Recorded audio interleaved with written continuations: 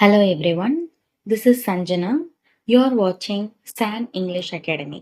இன்னைக்கான வீடியோவில் இதுக்கு முன்னாடி நடந்த யூஜிடிஆர்பி எக்ஸாமோட கொஸ்டின் பேப்பர் அனாலிசிஸ் பார்க்குறோம். என்கிட்ட இருக்கிறது வந்து question paper T series.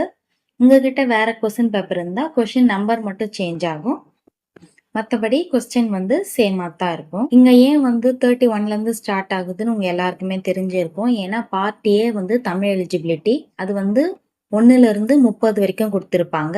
Part பில இருந்து அவங்களோட மேஜர் வந்து ஸ்டார்ட் ஆகும், அதனால 31லேருந்து ஸ்டார்ட் ஆகுது. ஸோ 31st கொஸ்டினோட அனாலிசிஸ் பார்க்கலாம். Which age was marked with scepticism and religious uncertainty? இதோட ஆப்ஷன்ஸ் என்னெல்லாம் கொடுத்துருக்காங்கன்னா Victorian age, age of Dryden, age of Milton, age of Pope. So இதோட கரெக்ட் ஆன்சர் வந்து option A, Victorian age. First இந்த question எந்த யூனிட்லேருந்து எடுத்திருக்காங்க அப்படின்னா யூஜிடிஆர்பி இங்கிலீஷ் சிலபஸில் பார்க்கும்பொழுது யூனிட் 1 அதுலேருந்து எடுத்திருக்காங்க. So history of English literature அப்படின்னு பார்க்கும்பொழுது அதில் எல்லா ஏஜஸ்மே வந்திருக்கும். அந்த ஏஜஸ்லேருந்து எடுத்த கொஸ்டின் இது. ஏன் மிச்ச ஆப்ஷன்லாம் இல்லாமல் option A Victorian age correct அப்படின்னு பார்த்தோம்னா விக்டோரியன் ஏஜ் 1837லேருந்து 1901 வரைக்கும் இருந்திருக்கும். இந்த பீரியட்ல தான் சயின்டிஃபிக் இன்வென்ஷன்ஸ், அறிவியல் சார்ந்த விஷயங்கள் வந்து நிறைய கண்டுபிடிச்சிருப்பாங்க. அதே போல இன்டலெக்சுவல் டெவலப்மெண்ட்ஸ் இந்த பீரியட்ல தான் நடந்திருக்கும். இந்த பீரியட்லயே குறிப்பிட்ட விஷயம் என்னன்னா the origin of species, Charles Darwin எழுதின த ஆரிஜின் ஆஃப் ஸ்பீஷியஸ் வந்து இந்த விக்டோரியன் ஏஜ்ல தான் வந்து பப்ளிஷ் பண்ணியிருப்பாங்க. இது என்னடா சயின்ஸ் எடுத்துட்டு வந்து இங்கிலீஷ்ல சேர்க்குறாங்களே அப்படின்னா அந்த பீரியட்ல வந்து சார்லஸ் டார்வினோட அந்த ஆரிஜின் ஆஃப் ஸ்பீஷியஸ் வந்து பப்ளிஷ் ஆனதுனால மக்கள் வந்து எல்லாருமே அதாவது கடவுளோட நம்பிக்கையை தவிர்த்துட்டு நேச்சுரலிஸ்டிக் பிலீஃப்க்கு வந்தாங்க. அதாவது உண்மையான விஷயம் ஆரிஜின் ஆஃப் ஸ்பீஷியஸ்ல வந்து மனுஷன் வந்து எப்படி உருவானான்ற அந்த கான்செப்டை வச்சு தான் எழுதப்பட்டது. ஸோ ரியாலிட்டியை வந்து நம்ப ஆரம்பிச்சாங்க. இதுலயே ஒரு வேர்ட் கொடுத்துருக்காங்க கொஸ்டின்லேயே, ஸ்கெப்டிசிசம். ஸ்கெப்டிசிசம் அப்படின்னு என்னன்னா கொஸ்டினிங் ஆட்டிடியூட். ரிலீஜியஸ் பிலீவ் எல்லாம் வந்து கேள்வி கேட்க ஆரம்பிச்சாங்க, அதே மாதிரி சந்தேகமும் பட்டாங்க. செகண்டா கொடுத்திருக்கிறது ரிலீஜியஸ் அன்சர்டனிட்டின்னு கொடுத்திருப்பாங்க. இது என்னன்னா அதே போலதான் கேள்வி கேட்கறது, சந்தேகப்படுறது, அதே மாதிரி ஸ்பிரிச்சுவல் ஈவெண்ட்ஸ் எல்லாம் நடக்கும் இல்லைங்களா, இந்த சமய சார்ந்த விஷயங்கள்லாம் நடக்கும்போது அதை சந்தேகப்பட்டு கேள்வி கேட்டாங்க. இது வந்து எப்படி ரியாலிட்டியோட ஒத்து போகும் அப்படின்ற ஒரு அறிவு வந்த டைம் தான் வந்து விக்டோரியன் ஏஜ். அதே மாதிரி கடவுள் மேல வச்சிருக்க இந்த ஃபெய்த்தையும் வந்து டவுட் பட்ட டைம் இது. இந்த பீரியட்ல இருந்த ஃபேமஸ் ஆத்தர்லாம் உங்களுக்கு ஞாபகம் வருவாங்க. Matthew Arnold, one of the famous poet, Dover beach அந்த மாதிரி நிறைய போயம்ஸ் எழுதினவர். அவரும் இந்த பீரியடை சேர்ந்தவர் தான்.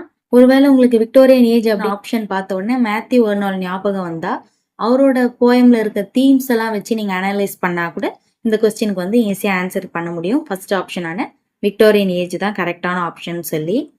அதே போல பி ஆப்ஷன், அதாவது ஏஜ் ஆஃப் ட்ரைடன் ஏன் கரெக்டான ஆப்ஷன் இல்லை அப்படின்னு சொன்னா அந்த பீரியட்ல வந்து ரெஸ்டோரேஷன், அதே போல ரிலீஜியஸ் அன்சர்டனிட்டிக்கு வந்து ஏஜ் ஆஃப் ட்ரைடன் ஒத்து வராது. ஏன்னா அந்த பீரியட்ல வந்து ரீசன், ஆர்டர், கிளாசிக்கல் ஐடல்ஸ் அப்படின்ற ஐடியாஸை கொண்டு வந்த பீரியட் அது.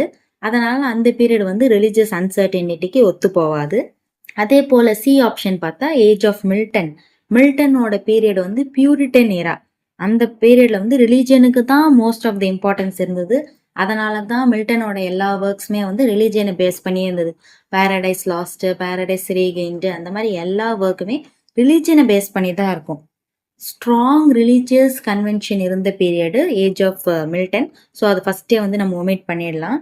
அதே மாதிரி ஆப்போசிட் ஆஃப் ரிலீஜியஸ் ஸ்கெப்டிசம், நான் முன்னாடியே சொன்ன மாதிரி ஸ்கெப்டிசிசம் அப்படின்னா டவுட் படுறது, சந்தேகப்பட்டு கேள்வி எழுப்புறது, அதாவது ரிலிஜியனுக்கு அகெயின்ஸ்டா.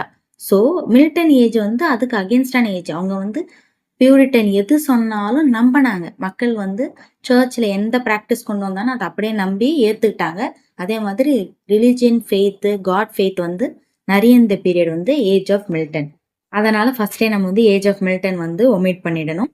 லாஸ்டா கொடுத்துருக்க ஆப்ஷன் ஏஜ் ஆஃப் போப் ஏன் கரெக்டான ஆன்சர் கிடையாது அப்படின்னா அது நியோ கிளாசிக்கல் ஏஜ் சார்ந்தது.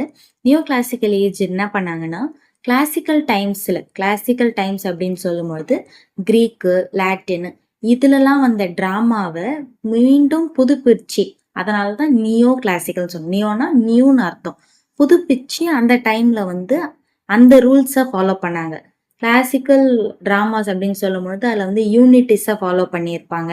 அதெல்லாம் வந்து நியோ கிளாசிக்கல் டைம்ல ஃபாலோ பண்ண ஆரம்பிச்சாங்க. ஸோ அவங்க வந்து பழைய ஆத்தர்ஸை தான் கான்சென்ட்ரேட் பண்ணாங்க. ஸோ அவங்க வந்து ரிலீஜியஸை பற்றியோ இல்லை மற்ற விஷயங்களை பற்றியோ கான்சென்ட்ரேட் பண்ண போகிறது கிடையாது.